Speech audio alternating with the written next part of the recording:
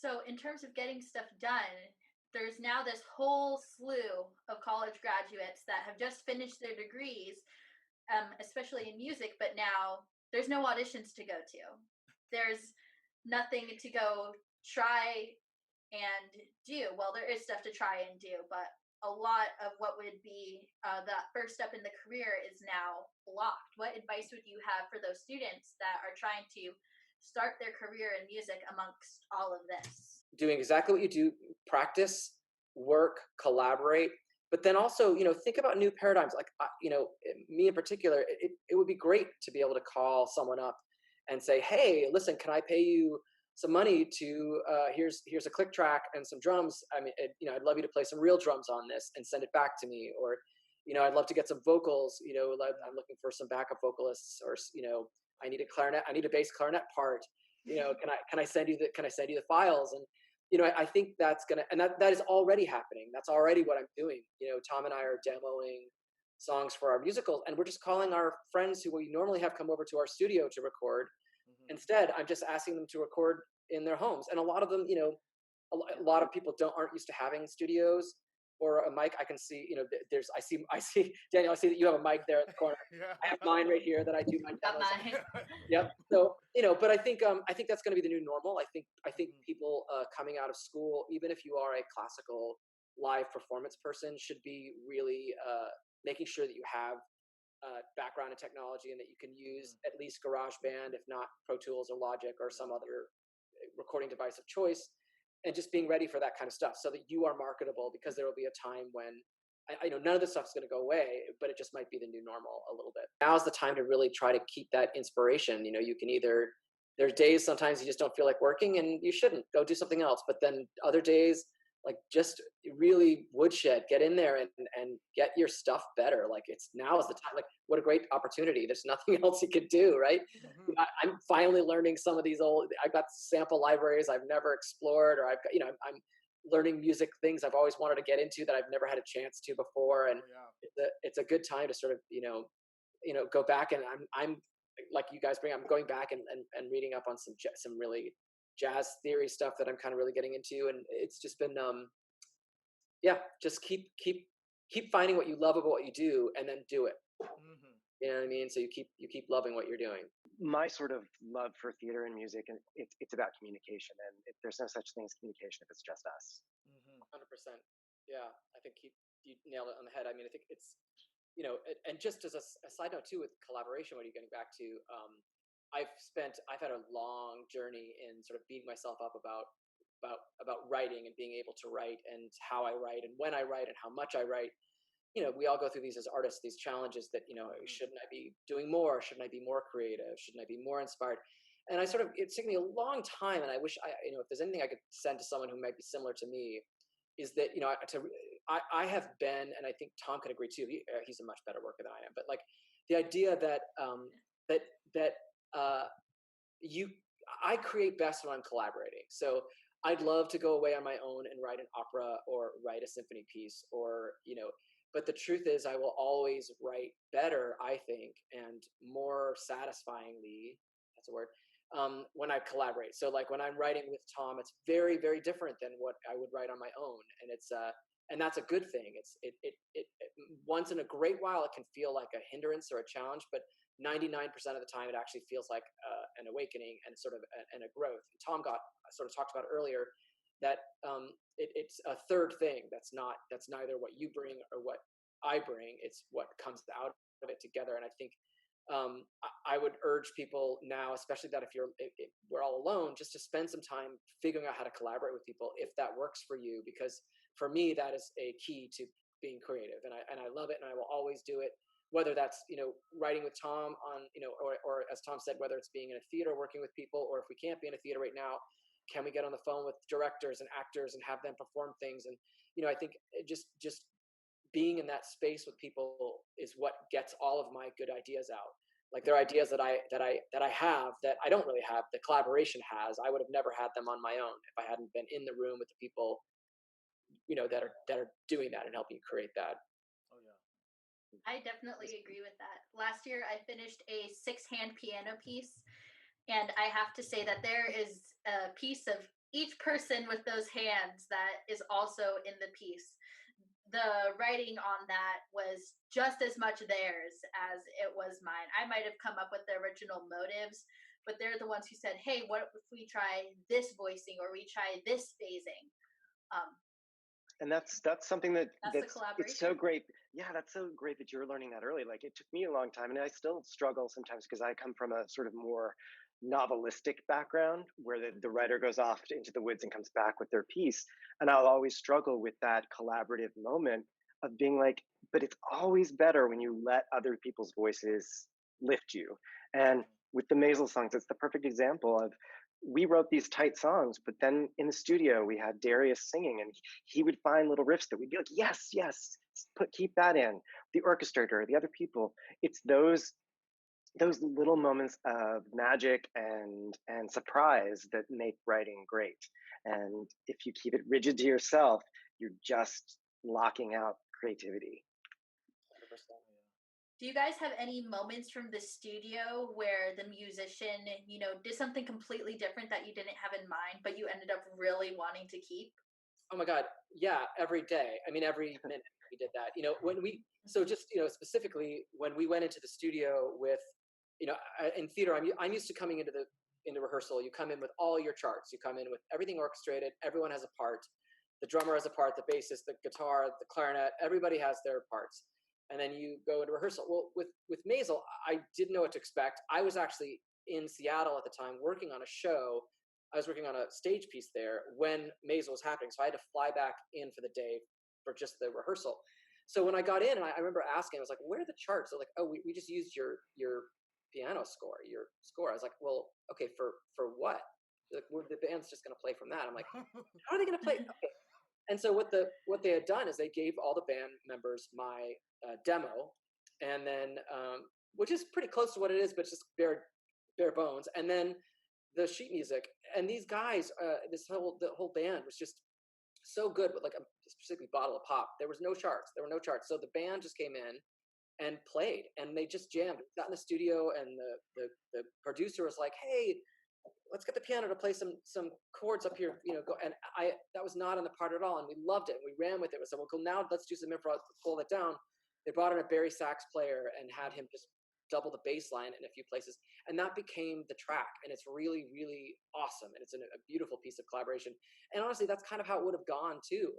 Some of if we had recorded the song in the late 50s, early 60s, they would jam. They'd have good musicians jamming in the studio. So that was a really fun experience. And I think the key is just keeping your mind open, knowing what you want, but keeping your mind open for all that additional stuff that, if I had come in with all the charts written out, I wouldn't have gotten any of that.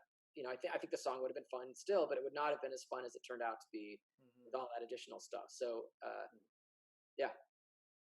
So rigidity is always the devil. Being rigid about what you want, and not being open to what comes next is the problem. So when you guys were writing the lyrics, were there any specific songs or artists that you were thinking of aside from, just different soda flavors from the 60s? There was I did a lot of research, just like Curtis said, musically. We were listening to the lyrics. We were listening to what kind of topics they were singing about. And also looking at the storyline of the season and sort of thinking about how can we support that with music. So something like One Less Angel, I was thinking about introductions and falling in love, because it was going to be the first time we'd see Shy singing like a pop star. And we wanted both Midge and the audience to fall in love with him. So let's write a love song about falling in love. So it just supports the story in a subtle way. What we did, because it was happening so fast, is I went and wrote a ton of hooks.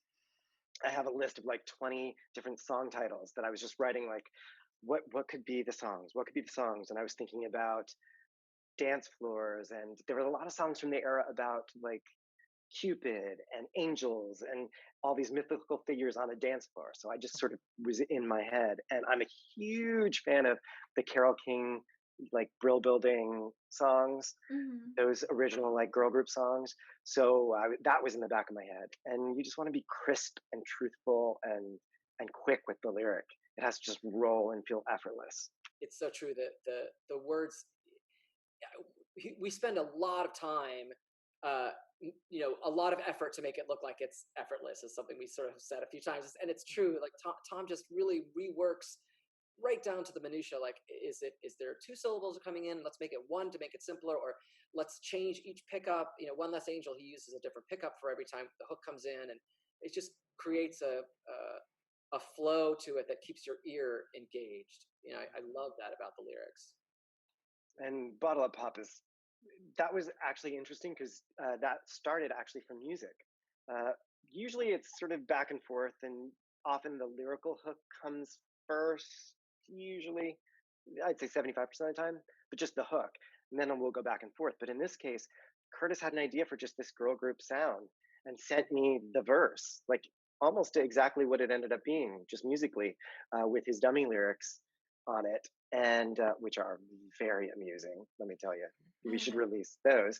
And it was fun to sort of sit in that groove that he'd come up with, and just start playing with words and letting them sort of feel the beat, because it's not just it's not just the sense of the lyric, which has to be clear and important, but you want it to feel juicy and roll. And so it's finding those two things together, that it feels good and also makes sense at the same time. I have to ask, I know you guys met at Northwestern when you guys were still in college. Okay. What was the project that brought you guys together? I almost wore my Beat Northwestern t-shirt, but I thought I'd get in trouble for that. It's okay.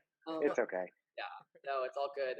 We were set up by one of our professor friends, and we wrote for